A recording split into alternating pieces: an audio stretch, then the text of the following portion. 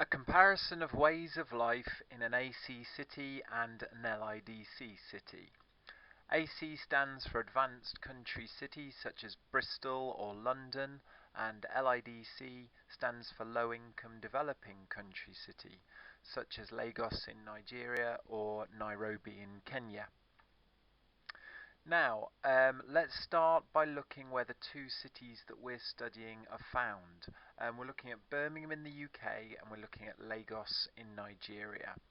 So, Birmingham in the UK is found towards the centre of the country and it has very good transport links. On the map you can see the M54, M50, M40, M69, etc. It doesn't even include the M42 that surrounds Birmingham and the M5 that runs down the west side of the country. Meanwhile, Nigeria is found towards the northwest of the continent of Africa. You can see it's in yellow on the map. And then Lagos is found to the southwest of Nigeria. It's a coastal city. It's not actually the capital. Abuja is the capital. Now, in this session, we're going to be looking at ways of life. Ways of life, simply speaking, is what's life like for people that live in the city. Now, we're going to be looking at five different things.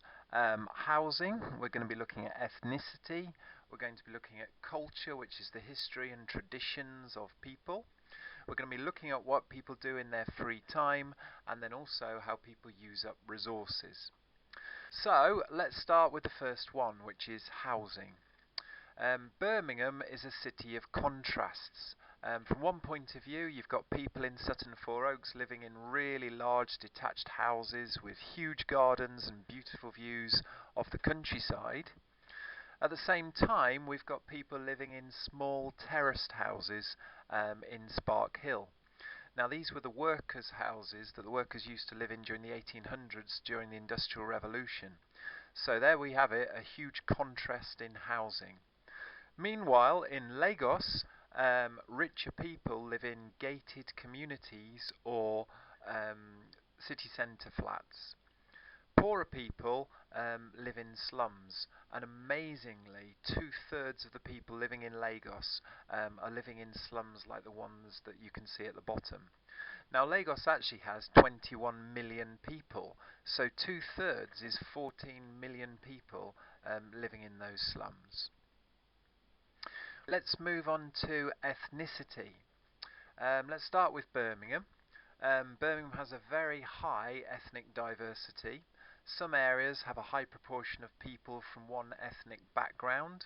An example is Chinatown in Birmingham, with lots of Chinese people, or Spark Hill, which is a place where lots of Muslims live. A huge advantage of the diversity within Birmingham is you can get food, music, goods from all sorts of different cultures. Birmingham's known as the curry capital of the UK because its large amount of Balti restaurants. If we fly over to Lagos, Lagos is also very diverse. It has 250 different ethnic groups. Yoruba, Hausa, Igbo and Fulani are the main four ethnic groups.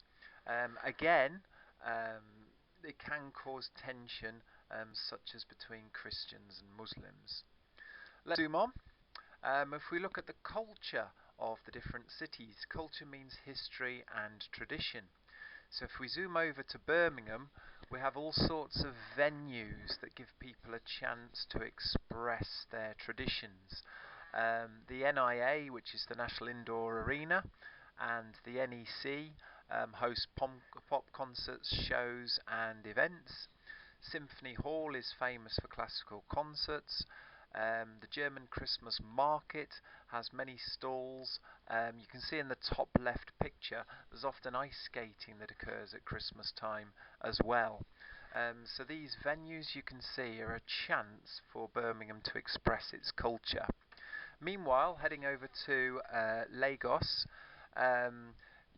you've heard of Hollywood, you've heard of Bollywood. The Nigerians have Nollywood. They have lots of serious films and much shorter comedies.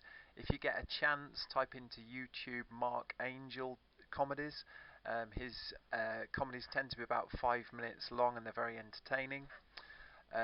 Nigeria also has a thriving music scene with Afrobeat and Afro hip hop.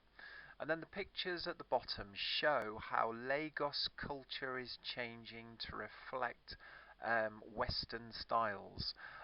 So bottom left is traditional Nigerian dress, and the bottom right shows a man wearing jeans, obviously being influenced by Western countries. Let's go on to leisure now. Now, this is what you do in your free time. So, Birmingham as a city has lots of opportunities for people. Bottom left is the electric cinema.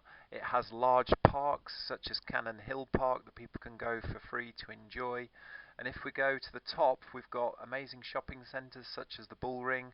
There is the Library of Birmingham. All sorts of leisure opportunities.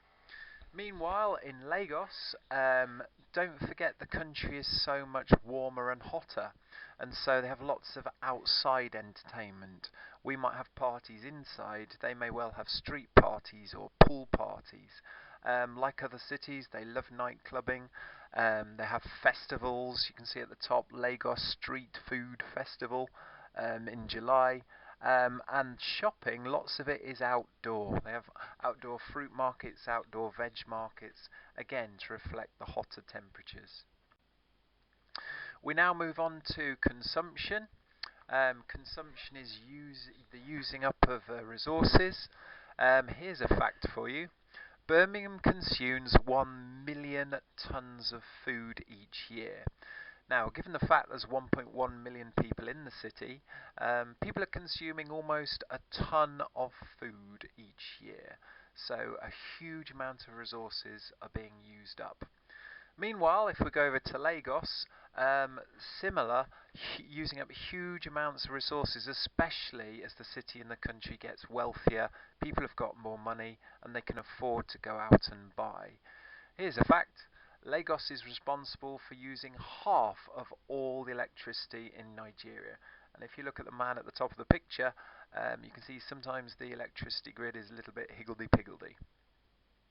Now, this is the sort of exam question you could face.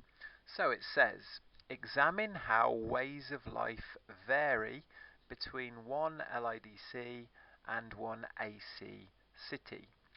So you would have to name the cities and then you'd say how the ways of life are different.